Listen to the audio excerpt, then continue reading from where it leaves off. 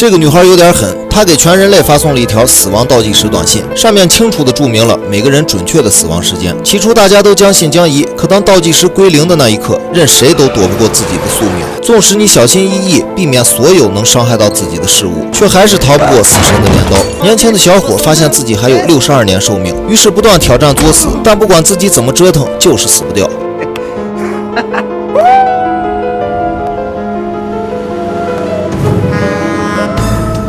泄露死亡日期的女孩名叫伊雅，是上帝的女儿。一直以来，上帝都依靠一台电脑来控制人类世界。创世初期，这里只是一座应有尽有却空荡荡的城市。为了给城市添加色彩，上帝安排了长颈鹿逛街、公鸡看电影、老虎开房和鸵鸟购物。虽然热闹了许多，但好像又不太对劲。于是亚当跟夏娃就这样诞生了，然后开始繁衍下一代。随着人类社会的发展，上帝以自己的名义在世界各地挑起了战争，而人类的互相残杀被他视为娱乐消遣的下饭节目。时间一转，来到文明的现代，上帝开始热衷于制造各种事故，时而飞机坠毁，时而火车出轨。他还脑洞大开，编写了一部人类普遍困境法则，比如理想的睡眠时长永远比实际多10分钟，掉在地上的面包片永远是涂有果酱的那一面，打破的永远是刚洗好的盘子。排队时，另一队总是移动得更快。他以给人类制造灾难来取悦自己的行为。女儿伊雅十分不满，直接怒怼父亲。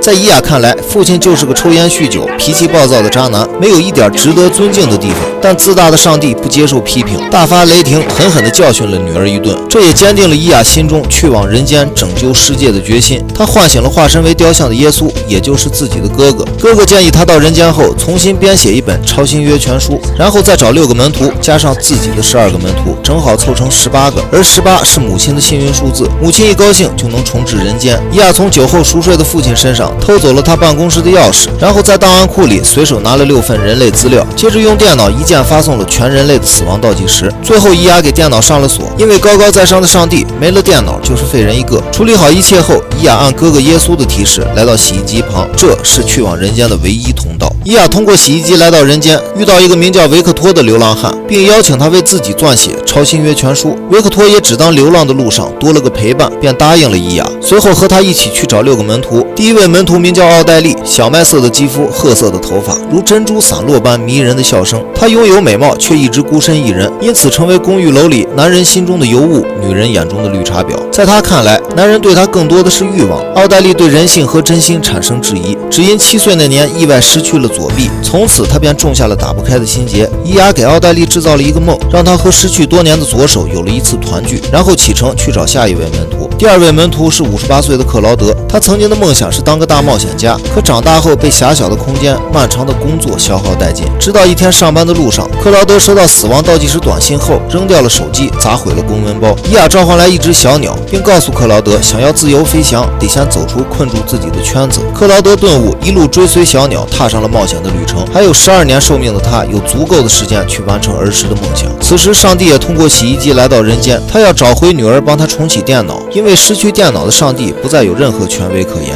可人间对他来说更像是地狱，就连在垃圾桶里找吃的都会被人警告，不当回事就是一顿拳打脚踢。这位自大的上帝哪里受过这种气？被送到医院后，还抢了小女孩手中的面包片，结果正好应验自己编写的法则，掉在地上的面包片永远是涂有果酱的那一面。之后上帝又来到教堂，这里有免费的食物发放，不料又是自己定下的法则，排队时另一队总是移动得更快。气急败坏的上帝想要插队，却被其他人按到地上一顿摩擦，还好神父拉开众人救下了他。上帝马上反驳道，我可没说过，是耶稣那孩子一时冲动瞎说的。在耶稣受难像前侮辱神父的信仰，可想而知会得到什么下场。这下换其他人来拉神父了。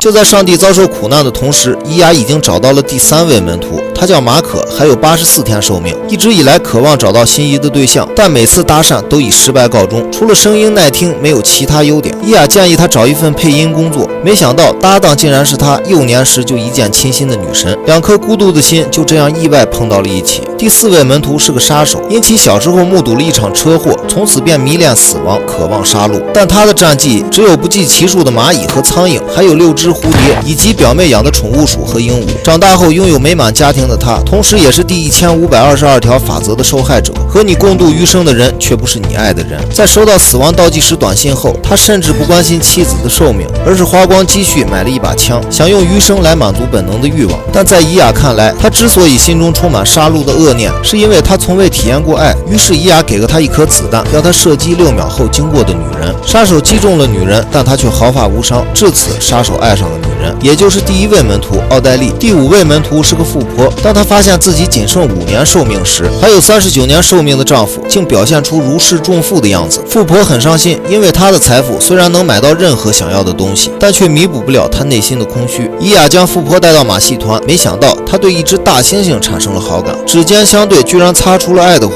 花。随后，富婆买下了大猩猩，并将它带回了家，从此一人一兽过上了幸福生活。第6位也是最后一位门徒是梦想变成女孩的威利。她从小体弱多病，当得知还有80天寿命后，威利鼓起勇气换上了女装，短暂的余生再也不必在意其他人诧异的眼光。他最后的心愿是死在海边，沙滩上来来往往的都是将死之人。威利默默地等待倒计时结束，一辆失控的飞机迎面而来，千钧一发之际，所有人的死亡倒计时短信突然消失了。伊雅知道一定是母亲改变了这一切。果然如哥哥耶稣所说，当最后的晚餐那幅画上成了18人后，母亲愉悦地打扫起房间卫生，并来到父亲的办公室重启了电脑，随后按自己喜欢的样式重新布置了世界。天空呈现出五彩斑斓的花纹，人类也不再局限于陆地。如果你喜欢，还可以在深海养个鱼当宠物。富婆跟大猩猩有了孩子，杀手肚子里也有了他和奥黛丽的爱情结晶。而自大的上帝因为没有身份证明，被送到洗衣工厂打杂，但他却始终没放弃寻找回家的路。